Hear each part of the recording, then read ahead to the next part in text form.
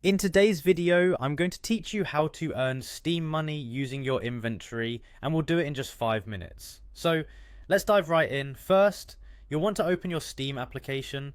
If you haven't already downloaded it, make sure it's installed on your computer because that's where all the magic happens. Once you have the app open, the next step is to log in. You'll see the login option right on the main page. Click on that and it will prompt you for your credentials.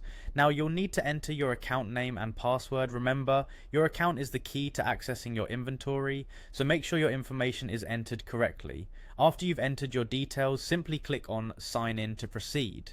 Having logged in successfully, you'll find yourself on the Steam homepage. Here's what you'll do next. Look towards the top right corner and click on your profile name. This will guide you to your personal Steam profile, which includes access to various settings and your inventory. Now, a deeper dive into this inventory, go ahead and click on the inventory section. This is where you'll find all the items you've accumulated over time, like trading cards, skins and more. Scrolling through your inventory, you might notice you have several trading cards. These cards can actually be a great source of Steam currency. Let's explore this further. Go through each trading card that you have, click on them to get a detailed view. Some cards may hold more value than others, so it's worthwhile to inspect each one before proceeding. When you've identified the cards you want to sell, you can sell them directly on the Steam market. By selecting an individual card, you'll notice a button labelled Sell.